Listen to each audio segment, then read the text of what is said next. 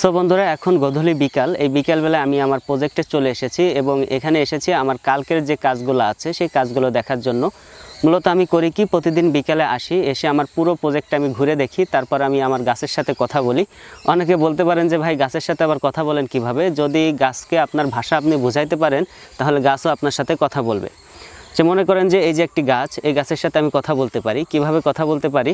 আমি গাছকে দেখি যে আসলে গাছের কি দরকার, ঠিক আছে, গাছটা কি আসলে শুকায় গেছে নাকি, গাছের ফুলে কোনো সমস্যা হয়েছে কিনা, গাছে কোনো পোকা আক্রমণ করছে কিনা, এইগুলো আমি যখন দেখব তখনই আমি গাছের সাথে কথা বলতে পারতেছি। মানে গাছ আমাকে বলতেছে যে আমার এই সমস্যাগুলো আছে, আপনি আমার এই সমস্যাগুলো ঠিক করে দেন।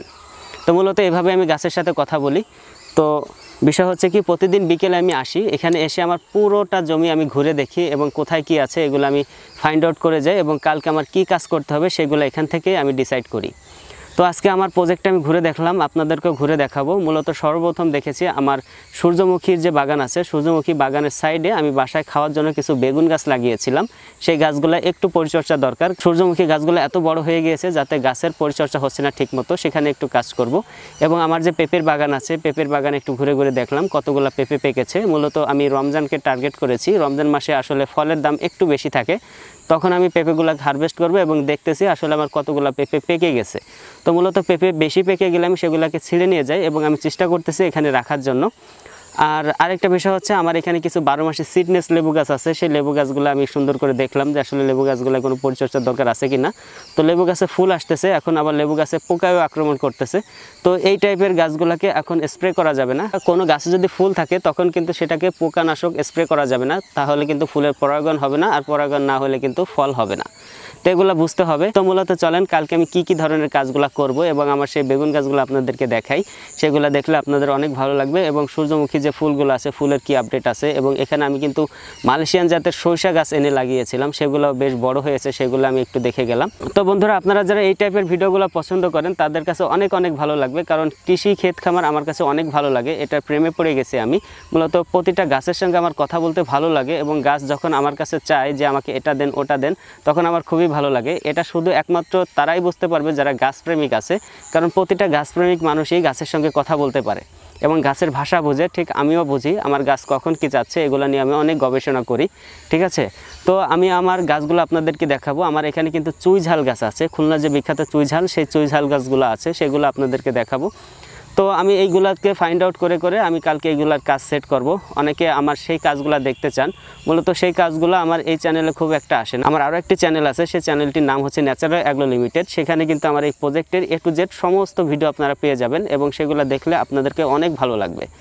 তো চলেন আমার যে গাছগুলো আছে, গাছগুলো কিভাবে আছে সেগুলো একটু দেখি, তারপরে আপনাদের সঙ্গে আনুষঙ্গিক কথা বলতেছি। সো বন্ধুরা, দেখতে পাচ্ছেন এই হচ্ছে আমার প্রজেক্টের পেঁপে গাছ।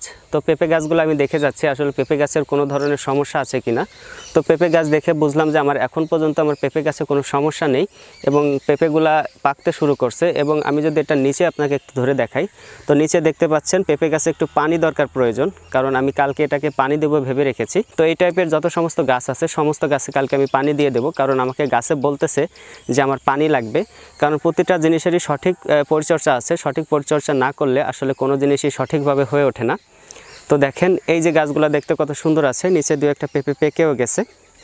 আর এই যে দেখেন যে আমার পেঁপে গাছে কিন্তু পানি দরকার, গোড়াতে অনেক শুকনা হয়ে আছে। এবং সেই সাথে দেখেন আমার যে সূর্যমুখী বাগান যে আছে, সূর্যমুখী বাগানের ফুল প্রতিনিয়ত অনেক ফুটতে শুরু করেছে, যা দেখলে আমার অনেক ভালো লাগে। যে আরও একটা গাছ দেখেন, এই গাছটা হচ্ছে অসুস্থ একটা গাছ। এই গাছটাকে অনেক পরিচর্যা করছি কিন্তু গাছটাকে আমি ফিরায় আনতে পারিনি, কারণ বৃষ্টির সময় এই গাছগুলো খুব ইফেক্ট পড়েছে বৃষ্টিতে। তো চলেন আরও সামনের দিকে যাই, আরও সামনের দিকে গেলে বুঝতে পারবেন আসলে এখানে আমি আরও কি রোপণ করেছি। তো মূলত এটা পুরোটাই আমার একটা পেঁপের বাগান ছিল। তো পেঁপে গাছ অনেকটা শেষের পথে, যার জন্য এরকম লাগতেছে, কিন্তু একটা সময় এই বাগানটা দেখলেও অনেক ভালো লাগতো এবং মনটা ভরে যেত। এবং মাঝখান দিয়ে আমি কিছু সরিষা গাছ রোপণ করেছি, দেখেন এই যে দেখেন সরিষাতে ফুল চলে এসেছে। তো বিষয় হচ্ছে আমরা আরও সামনের দিকে যাব এবং এই যে চারপাশ যে দেখতেছেন নারকেল গাছ আছে, তাল গাছ আছে, সুপারি গাছ আছে। মূলত পুরো প্রজেক্টটাতে আমরা অনেক ধরনের গাছ রোপণ করেছি, আপনাদেরকে এক এক করে সমস্ত কিছু দেখাবো এই চ্যানেলে।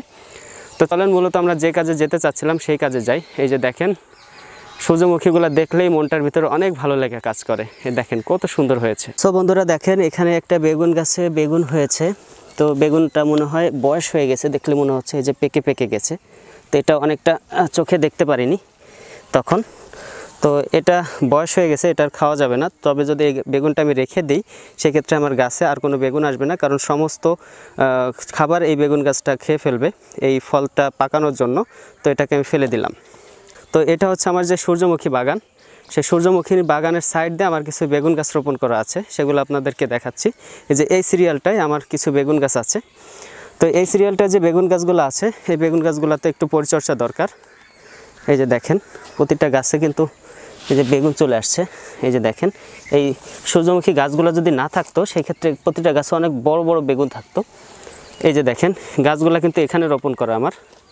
এই যে গাছগুলো কিন্তু আগাছা ভর্তি হয়ে গেছে। এই যে আমার সেই বেগুন গাছগুলা। তো এই গাছগুলো আগাছা ভর্তি হওয়ার কারণে এই গাছগুলোতে ফল কম আসতেছে। আর সাইড দিয়ে তো দেখতে পাচ্ছেন এই যে সূর্যমুখী গাছ অনেক বড় হয়ে গেছে। তো যার কারণে এই বেগুন গাছগুলোতে আমার পরিচর্যা দরকার। এই যে দেখেন কত সুন্দর বেগুন হয়েছে গাছে। তো এই বেগুন গাছগুলোতে আমার পরিচর্যা করতে হবে, কারণ বেগুন গাছগুলোতে আমি যখনই পরিচর্যা করব তখনই আমার গাছগুলোতে প্রপার ফল দেবে। তো মূলত বন্ধুরা এই ছিল আমার বেগুন গাছ। তো বন্ধুরা আমার প্রজেক্ট ঘুরে দেখতে দেখতে সন্ধ্যা হয়ে গিয়েছে। এখন সন্ধ্যার সময় আর কোনো ভিডিও শ্যুট করতে চাচ্ছি না। তো মূলত আমি প্রতিনিয়ত এভাবে কাজগুলো করে থাকি এবং দেখি যে আসলে আমার প্রজেক্টে কি ধরনের কাজ আছে, সেই কাজগুলো আমি একত্রিত করে প্রতিদিন আমি সকালবেলায় সেটা করে যাই। এবং যদি বেশি কাজ থাকে সেক্ষেত্রে আমি 2-1 লেবার নিয়ে কাজগুলো করিয়ে ফেলি। তো মূলত এই টাইপের ভিডিওগুলো যারা দেখতে পছন্দ করেন তাদের জন্য এই চ্যানেলটি হবে ওয়ান অফ দ্য বেস্ট, কারণ আমি এখন থেকে প্রতিনিয়ত এই চ্যানেলে এই টাইপের ভিডিওগুলো আপলোড করতে থাকবো এবং কৃষি ক্ষেত খামারি আপনাদেরকে দেখানোর চেষ্টা করব। আমরা যারা কৃষি কাজ করি এবং কৃষি সেক্টরকে অনেক ভালোবাসি তাদেরকে এখনও মানুষ অনেক নিচু চোখে দেখে। অনেকে বলতে পারেন যে কিভাবে নিচু চোখে দেখে, অনেকে বলে যে ক্ষেত খামারি অনেক ভালো জিনিস করো, কোনো সমস্যা নাই, কিন্তু এই পেশাটাকেও অনেকভাবে পরিচয় দিতে আমরা লজ্জাবোধ করি। কারণ আমি একজন কৃষক, এটা বলতেই কেমন যেন লজ্জাবোধ হয়।